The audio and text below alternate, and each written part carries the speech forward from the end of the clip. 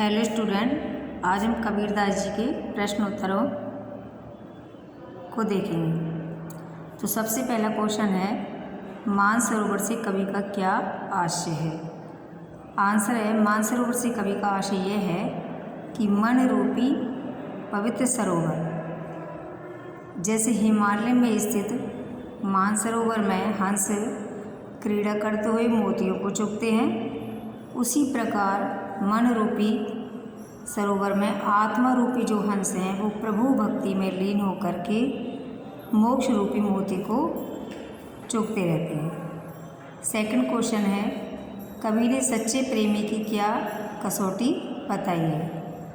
Answer है, कवि ने सच्चे प्रेमी की कसौटी बताते हुए कहा है कि उसमें अर्थात प्रेमी में मिलने के बाद, सच्चे प्रेमी से मिलने के बाद मन की सारी बुराइयां दूर हो जाती हैं और अमृत फल की प्राप्ति होती है। तो सच्चा प्रेमी ये बताया है। क्वेश्चन नंबर थर्ड है, तीसरे दोहे में कवि ने किस प्रकार के ज्ञान को महत्व दिया है। आंसर है, कवि ने सहज समाधि या सहज ध्यान जो आसानी से हो जाता है के बाद जो आध्यात्मिक ज्ञान प्राप्त होता है या मिलता है उसी को है जो महत्वपूर्ण बताया है, जिसे पाकर मनुष्य सांसारिक मोह माया और अज्ञान से मुक्त हो जाता है। क्वेश्चन नंबर 4 है, इस संसार में सच्चा संत कौन कहलाता है।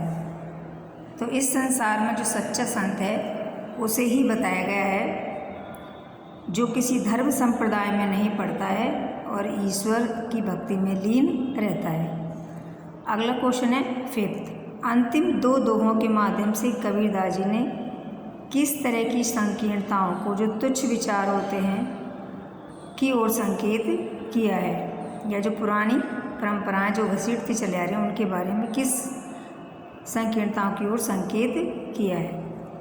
कबीरदास जी ने 2 संकीर्णताओं की ओर संकेत करते हुए कहा है कि ईश्वर एक ही है, फिर भी हिंदू उसे राम कहते हैं और मुसलमान उसे रहीम कहते हैं, और काबा और काशी में अंतर रखते हैं दोनों ही। दूसरी संकीर्णता ये बताइए कि मनुष्य ऊंचे कुल में जन्म लेने पर ही अपने को बड़ा समझने लगता है, जबकि व्यक्ति बड़ा अपने कर्मों से बनता है। अगला क्वेश्चन है 6, किसी भी व्यक्ति की पहचान उसके कुल से होती है या फिर उसके कर्मों से। तर्क सहित उत्तर दीजिए। आंसर है, किसी भी व्यक्ति की पहचान उसके कर्मों से होती है, उच्च कुल में जन्म लेने से नहीं होती है। इसके लिए उदाहरण देते हुए कबीरदास जी ने कहा है कि जैसे सोने के कलश में शराब भर दी जाए तो सज्जन लोग उसकी निंदा ही करते हैं, प्रशंसा नहीं। अगला क्वेश्चन है 7, हस्ती चढ़िए ज्ञान को सहज दलीचा डारी और स्वर्ण रूप संसार भूकन दे झक मारी। इन पंक्तियों में कबीरदास जी ने क्या काव्य सौंदर्य स्पष्ट किया है, ये बताइए। तो आंसर है, काव्य सौंदर्य जब की बात होती है तो उसको स्पष्ट करने के लिए उसके 2 भेद किए जाते हैं। एक होता है कला पक्ष और दूसरा होता है भाव पक्ष। तो कला पक्ष के अंतर्गत तो अलंकार या कह सकते हैं कि व्याकरण के पॉइंट लिखे जाते हैं, और भाव पक्ष में उसका जो भाव होता है वो लिखा जाता है। तो सबसे पहले हम देखते हैं भाव पक्ष। कबीरदास जी ने ज्ञान का महत्व बताते हुए उसे प्राप्त करने पर बल दिया है। ज्ञान प्राप्ति सहज साधना और सहज समाधि या ध्यान से ही होती है। ज्ञान की प्राप्ति ऐसे ज्ञानी की आलोचना करने वाले कुत्तों की तरह भले ही भौंकते रहते हैं, परंतु ज्ञानी को साधक को उसकी चिंता नहीं करनी चाहिए। इस तरह निंदकों पर व्यंग किया गया है और साधकों को प्रेरणा दी गई है। अगला है इसमें कला पक्ष। कला पक्ष के बारे में बताया कि भूकन दी झकमारी और झकमारी मुहावरों का इसमें प्रयोग हुआ है।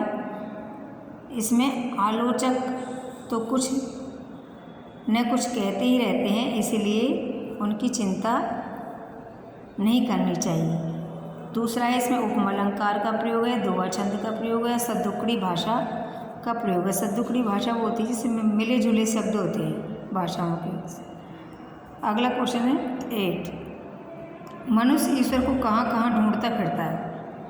कबीरदास जी कहते हैं कि मनुष्य ईश्वर को कभी तो देवताओं देवालयों अर्थात मंदिरों में, कभी मस्जिदों में, कहीं तीर्थ स्थानों में, काबा और काशी में, कभी योग साधना में ढूंढता है, कभी पूजा पद्धतियों में और कभी सांसारिक कर्मकांडों में, विभिन्न उपासनाओं में उसे ढूंढता फिरता है, जबकि उसे ढूंढने की कहीं आवश्यकता नहीं है।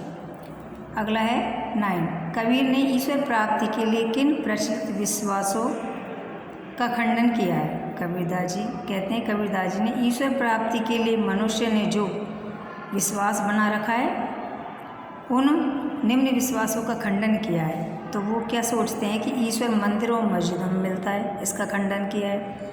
काबा और काशी कैलाश की यात्रा करने से मिलता है, इसका खंडन किया है। विभिन्न सांसारिक कर्मकांडों को अपनाने से ईश्वर की प्राप्ति होती है, इसका किया है। और योग साधना करने और वैराग्य धारण करने से ईश्वर की प्राप्ति होती है, इसका भी खंडन किया है। अगला क्वेश्चन है 10, कबीर ने ईश्वर को सब श्वासों की श्वास क्यों कहा है।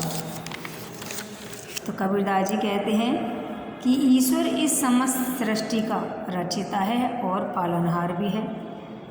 वही संसार के प्रत्येक प्राणी की श्वास में रहता है, समाया हुआ है। वही घट घट प्रत्येक शरीर में निवास करता है, इसलिए ईश्वर को सब श्वासों की श्वास कहा है। अगला क्वेश्चन है 11, कबीर ने ज्ञान के आगमन की तुलना सामान्य हवा से नहीं करके आंधी से क्यों की है।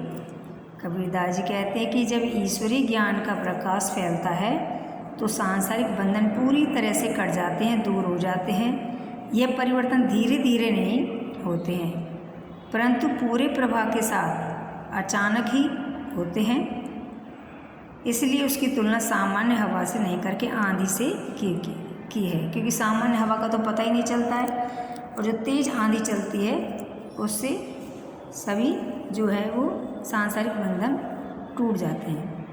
अगला है क्वेश्चन नंबर 12, ज्ञान की आंधी का भक्त के जीवन पर क्या प्रभाव पड़ता है। तो ज्ञान की जब आंधी आती है तो भक्त के जीवन पर निम्न प्रभाव पड़ते हैं। तो पहला है मन का भ्रम दूर हो जाता है, भक्त माया मोह के बंधन से मुक्त हो जाता है, बुरे विचार मन से निकल जाते हैं और अज्ञान का अंधकार समाप्त हो जाता है और ज्ञान का प्रकाश फैलता है। Thank you. इसके बाद जो व्याख्यात्मक क्वेश्चन है वो व्याख्या में मिल ही जाएंगे। उसके बाद एक क्वेश्चन तत्सम शब्दों का है जिसमें तत्सम शब्द भी बता दिए जाएंगे। ठीक है।